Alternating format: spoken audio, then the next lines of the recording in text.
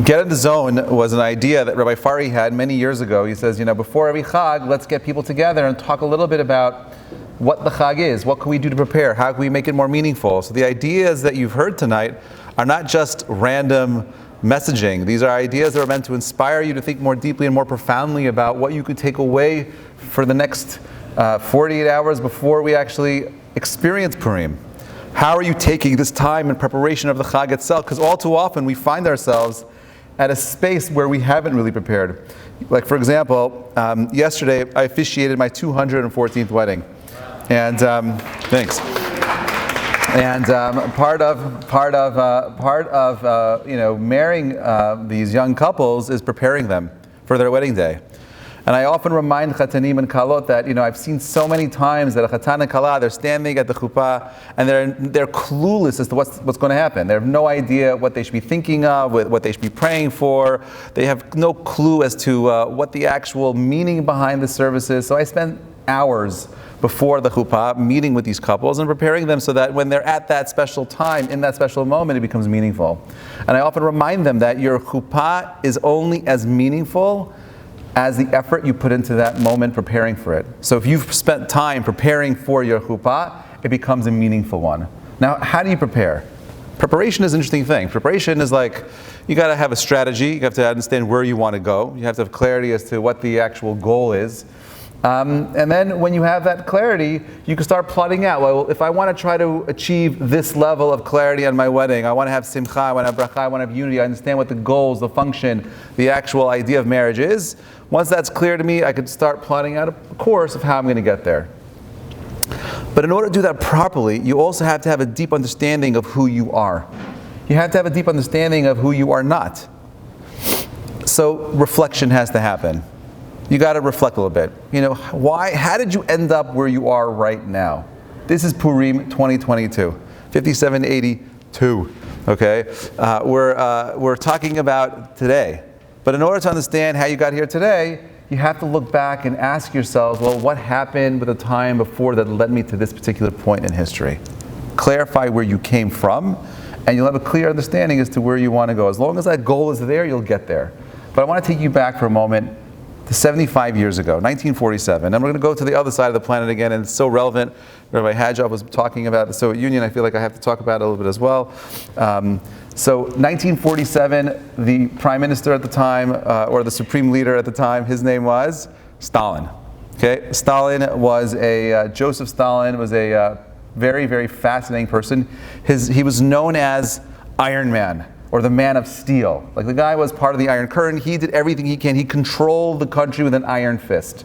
Now, most people don't know this, but in 1947, there was actually, we know this, by the way, the information that I'm going to share with you came from there was an article written in the, it was in the National Journal in 2003, published an article with documents that surfaced around that time, which had evidence for everything I'm about to tell you.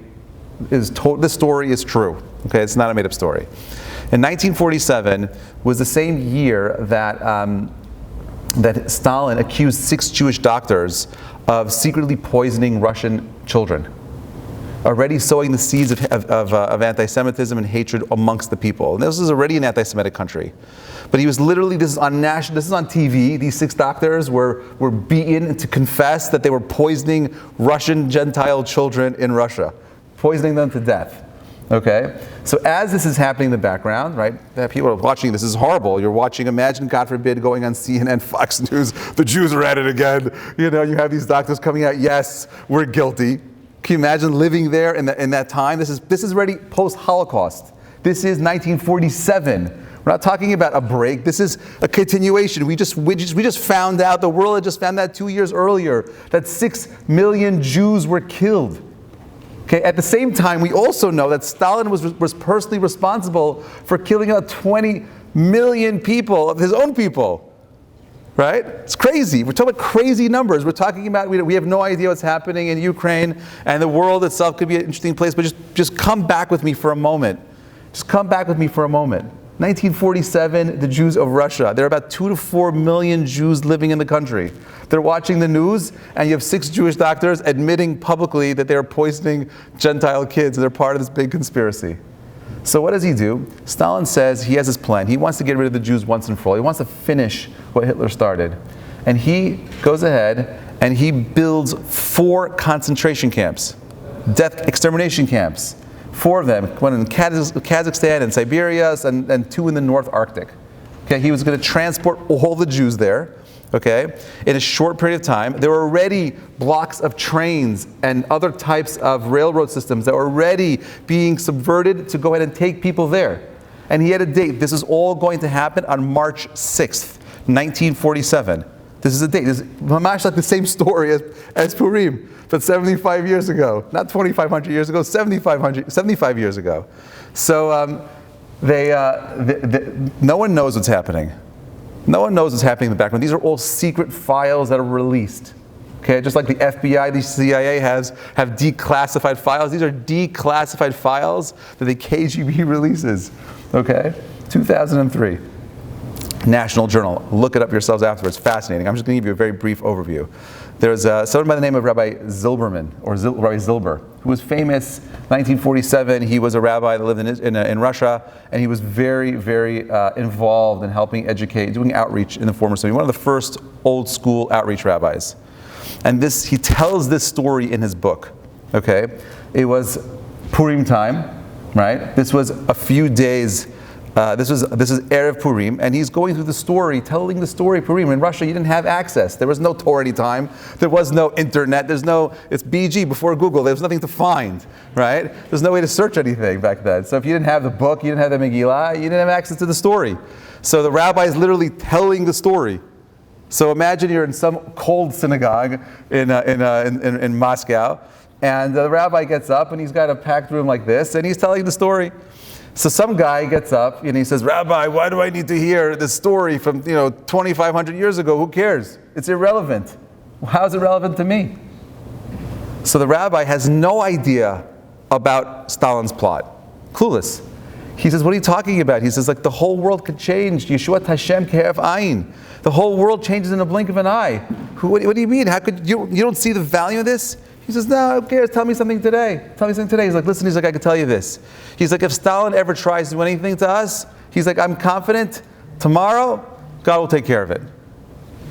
75, so it was less, about 70, about 60, 57 years later, that's my phone ringing, hold on a second. Okay, 60 years earlier, right, 60 years later, Rabbi Zilberman, who's not around, we know the story, how it ends. He writes a story in his book, which was released before 2003. But the story ends a little bit differently because we know that his words came true. Listen to this. March 5th, 1947. Stalin is trying to push get the rest of his government to buy into this idea and to sign the order so the next day they can start deporting Jews. He has a little bit of a scuffle with his cabinet. He gets into a fit of rage, grabs his chest, falls forward and drops dead, has a heart attack. But no one knows the story, right? Next day, Moscow, everything continued. Okay, he died. The story of the 6 doctors kind of disappeared. But history moved on. Now, I'm confident that if we had more access to FBI files and KGB files from the years and years ago, we'd find hundreds of stories like this, where there's some crazy dictator, some insane man who gets up and wants to go ahead and make a decree to go ahead and impact each person sitting in this room, and something happens to them, and they're no longer with us. There's no question the world often seems like it's gone mad. It's crazy out there. But Chag Purim is a celebration of the miraculous.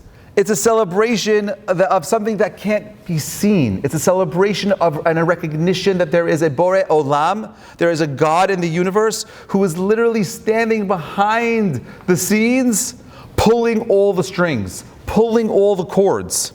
And for us, it's hard to connect to it.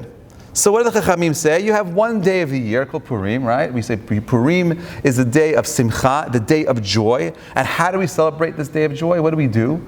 We tell the story of the Megillah. You read a book where there's no mention of God's name in it. We give baskets of food. We dress up to remember, just to remind ourselves that just like God is hiding behind the mask, we're hiding behind the mask.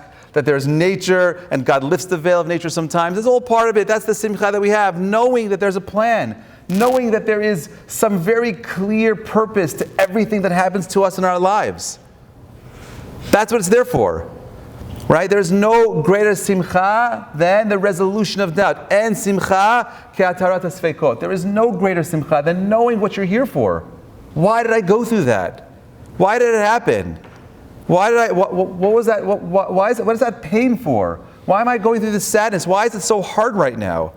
Where is that challenge coming from? If you knew with certainty, with five-finger knowledge, that everything that you go through in life is not accidental, not random, but carefully curated to make sure that you become the best you would respond very differently to the circumstances that you're in. You would live in a very different world than the one that you live in right now.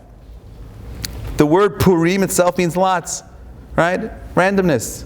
The word Purim itself is a reminder of the random nature of life. You see, because we live in a world of the natural, or because we live in the world of where things are constantly repeating themselves over and over again, we kind of buy into this notion that, well, things just happen randomly. They're happening on their own. They're on autopilot. And therefore, there's things that happen that are not meant to happen, and we reject that. But Haman has a different kind of plan, okay? His plan is to destroy every single Jewish person that ever lived. Why? What motivates him to get himself to this place where he has to kill every Jew on one day? What motivates him? You guys know what motivates him?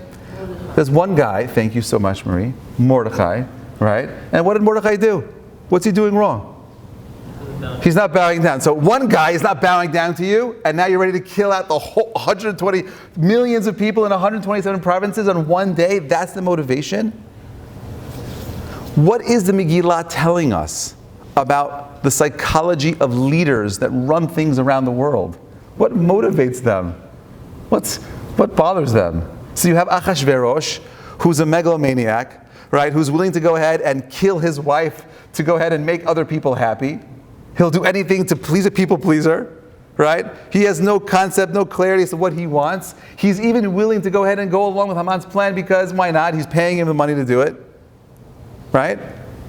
So you have two people in power, two people ready to do horrible things, two people who have no sense of self, each one believing that their position would give them the ability to find something greater. Because you see, no one takes that job unless, you believe you're going to find happiness.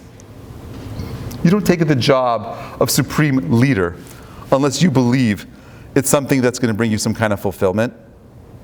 Haman believes that this position and his new crusade will bring him happiness. Achashverosh believes that the pardoning and so on and so forth will bring him happiness, even though everything he does is to placate the people around him. Was he right? Were they right? Or were they wrong? Think about it for a minute. Who are the contrasts to other characters in the story that we read about? We read about Mordechai and Esther. What do we know about those two people? Right? We know Mordechai, he's got a very clear sense of self. Mordechai has a very clear understanding as to what his position is. He has a very clear understanding as to what his unique ability is. Not bowing down to anyone. Esther is confronted with a massive challenge. Esther is confronted with this idea of, am I able to express myself the right way? Maybe it was an accident. Maybe I'm the wrong person for the job. Maybe this whole thing was an accident. That he chose me to be his queen. So we know what the Pasuk says. Esther gets a message from Mordechai. And Mordechai says this. This is in the fourth chapter, Perek Daled, Pasuk Yudaled. Perek Daled, Pasuk Yudaled. He says, Ki im hechrish tachrishi be'et hazot, if you remain silent at this time,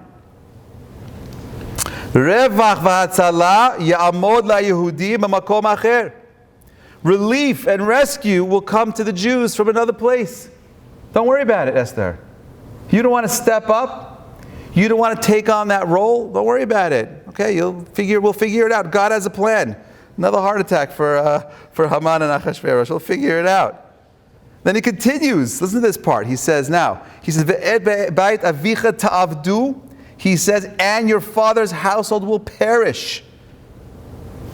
Umi yodea ki im le'et kazot higat l'malchut. And who knows whether at a time like this you will attain the kingdom. Meaning, why is he saying that second part? I get the first part. You want to motivate me, inspire me. You know what? Don't worry about it. If it doesn't get done, someone else will do it. But he goes further. And by the way, if you don't get up and do it, your whole entire familial lineage will be wiped, will be erased. Why does he go so draconian on her? Why is he so vicious on her? Be a little soft, be gentle, and motivate her. Oh, you could do it. I believe in you. You got this. Rah, rah, rah, rah, right? He doesn't do that at all. He's like, you'll be obliterated. You see, Simcha is what we're supposed to be celebrating in the month of Adar. And we misunderstand it. We think that Simcha is, well, let's go and party. Give me the drinks, shots, and we're good, right? And that's how we find Simcha. That's not Simcha. It's not an accident that Adar always comes before Nisan, right? Simcha comes before Cherut, before freedom. Why? Why is it? It should be the other way around. Shouldn't freedom then bring you Simcha? No, we say it the opposite. You don't have freedom until you first find Simcha. Because Simcha, Judaism's understanding of Simcha is like this. Simcha is knowing what your mission is. Simcha is understanding your purpose. It's actualizing your purpose. That is Simcha. With that, you'll find freedom. Esther, it's so obvious why you were put into that position. You know why you didn't have parents? You know why you were an orphan little girl? You know why you went through that whole life without siblings? Everything about every essence of your being was set up, was designed for you to do one thing. Don't you see it? How could you not be aware?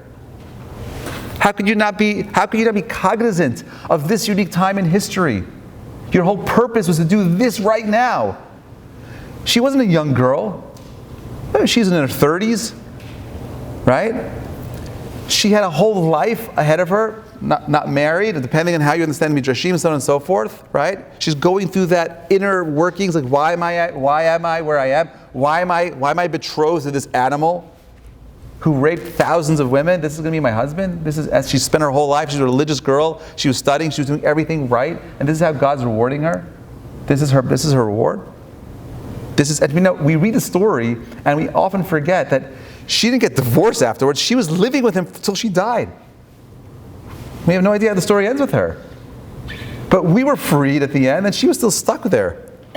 She was still stuck. It's a horrible story. It's painful. Because you see, life is complicated.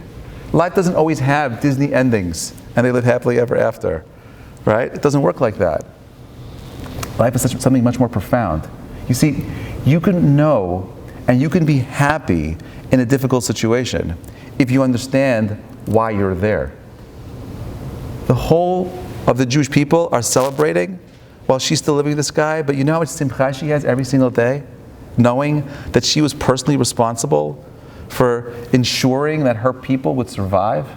That her son, Daryavish, later gave permission to the Jewish people to go back to the Beit HaMikdash and rebuild the second Beit HaMikdash? That her influence was still there, still felt in the country itself? That's profound. But that happiness would not be there without first having the ability to clarify what her purpose and function was. We know that the Megillah is there to megaleh, to reveal. We know that the word Esther comes from the word to conceal. We know that God created the world, He called it Olam, and God is Ne'elam, He's hidden in the world. It's not clear. It's not clear that we are living in a world which is being dictated by God, that your lives have meaning, that the mistakes, even the mistakes that we made in our pasts, are part of the plan. I can't change what happened yesterday. But certainly if we spend this day, these 24 hours, greater than Yom Kippur, reflecting about who we want to be and where we're going to go and recognizing that anything is possible, right? That is what Purim is about. It's not, don't get lost about the chitzoni things that we do, the external things. They're important. Yeah, have the seudah, have the family over, party, drink, but not at the expense of forgetting of what the ikar, the main purpose, the main function of the day is. Ask yourselves, where are you going? We're so lucky that we're in a position to be where we are today. God forbid, you're living in Ukraine. Okay, 3 weeks ago, right? You're hearing a little bit about how the Russian armies are building up their forces on the border of your country. Are you preparing? Are you doing anything you can to? Hi. Careful. What are you doing to prepare for that? Right? It's happening. I don't know where we're going to go. Is it the beginning of World War III? We won't know. Maybe in a year or two from now, we'll look back and say, oh my gosh, how could we not know it was happening? It's so obvious that it was happening, right? I have no idea. I don't know what war we're in right now, right? I don't know how it impacts us. But I know this. When global events happen, okay? When global events happen, they're happening so that you can wake up. We're running out of time. This Purim will go down as one of the greatest Purims ever. I don't know what's going to happen, okay? But it'll be epic for sure. I guarantee that, okay? You heard it here first on Purim Time at the Safra Synagogue. I guaranteed this Purim will be epic, okay? What happens, I can't tell you, but it'll be epic, okay? Now, how do you prepare for that? What do you do for that, right? What do you walk away with tonight? You've heard all these amazing speakers. They gave you these beautiful ideas. If you could walk away with one idea tonight, it's this. Ready? Ask yourselves, where do you want to be at the end of the year? This is Adar is the last month of the Jewish calendar. Nisan is the beginning. We switch the calendar over again, right? That means we're 6 months away from Rosh Hashanah. Right? We're 6 months away from Rosh Hashanah. Okay? We're 6 months and 2 weeks away and 10 days away from Yom Kippur. How is it going to be different? You want to be b'simcha? Clarify where you're going. Ask the question, what does it mean to be happy? What does it mean to be great? What aren't you doing that you should be doing? And then go out and do it.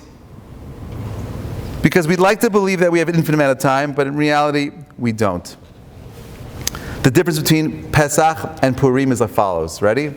Pesach, what book do we read? The what? The Haggadah. Right? What does the word Haggadah mean? Haggadah means to draw forth, to tell. You're bringing people out, right? What are you drawing forth? Right? What are you drawing forth? You're drawing forth the story that was already there. Think about it. Every single Pesach, all you're doing is telling the same story over that happened 3,300 years ago. There's nothing new there. There's nothing to megaleh. There's nothing to reveal there. It's a story that your ancestors have told very clearly from generation to generation. Right? There's nothing new. All we're doing on Pesach is reconnecting to our heritage and to our faith. Seeing how God created all the miracles, that He split the sea, and the 10 plagues, and the darkness, it's amazing, epic, right? Beautiful. And what happens on Purim? Purim, we don't even hear about God anywhere. There's no mention of God.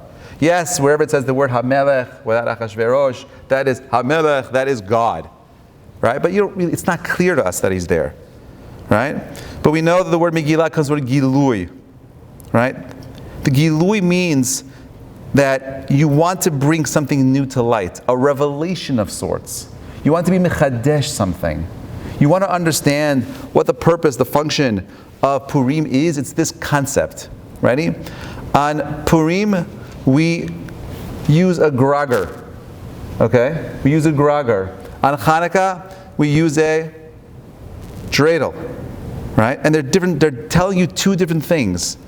The grager is reminding you that all too often, if we down here don't do things, okay, God won't pull the strings for us. If we're not willing to step up, we're not willing to make a rush, we're not willing to get up and play our part, he's involved in a hidden way. You won't see it. On Hanukkah, it was super clear. God was there. Miracles happening. Pesach, miracle. You see God's hands. Purim, there is no God's hand. This day is an expression of the reality that you and I live in. Right? Spend time going through the story. Spend time clarifying who you are and where you want to go. And you will find yourselves having a very different kind of experience. We say, Ad lo yada, you should drink until you don't know, Baruch Mordechai Aru Haman. It's such a weird thing. Like, why are the rabbis telling us to get drunk? It's not a question of drinking and imbibing alcohol till you pass out. That's not what they want. They're talking about creating a mental shift, a perception in how you see reality. Can you live in a world where you, my friends, are in control of the information that you're getting? Or are you always just going to be the receiver, being somewhat influenced, brainwashed, by your society and your culture? It's hard. Simcha is not what they tell you. Simcha is much more profound, right?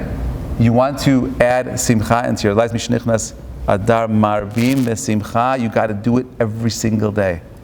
I'm going to end with the following.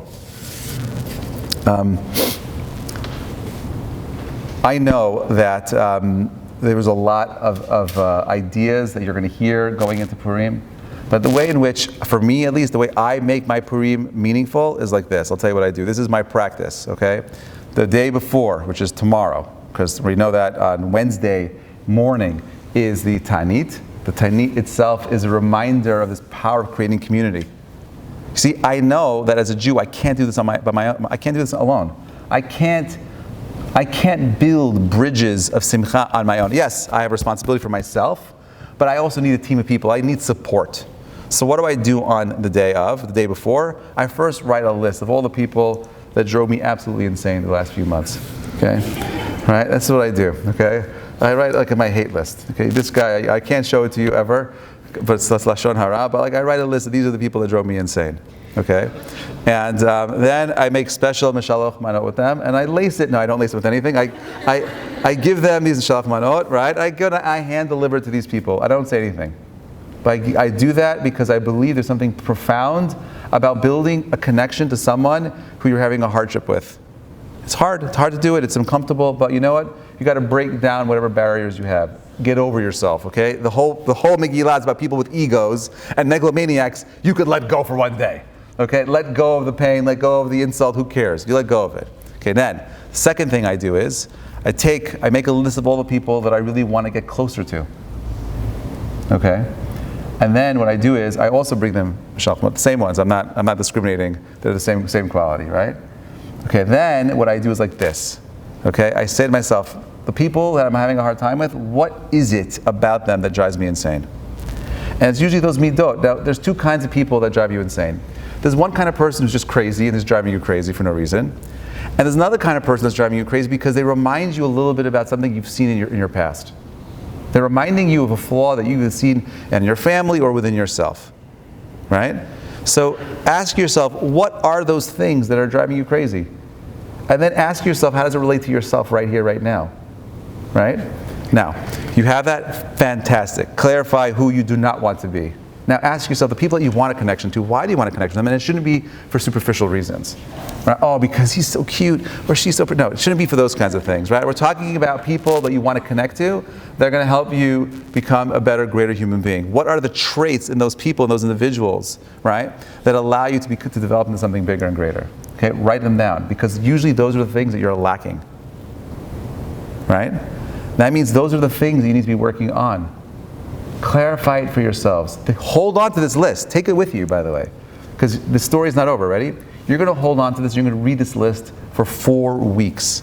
From Purim, Ta'anit Esther, right? If you want to do it on Ta'anit Esther, even better. Fast, do it in fasting, get clarity. You won't be distracted by your stomach. Okay? Hold it on for 4 weeks. Okay? Erev Pesach, I want you to take out the list, the negative traits and the positive traits. I want you to take the negative traits, I want you to tear it off the sheet of the positive traits. And when you're going to go ahead and do biur chametz, you're going to burn your chametz. Okay? I want you to take that list of negative traits that you've been meditating on, I want you to set it into the fire. My friends, this is what Pesach is about. Get rid of the chametz. Get rid of the ego.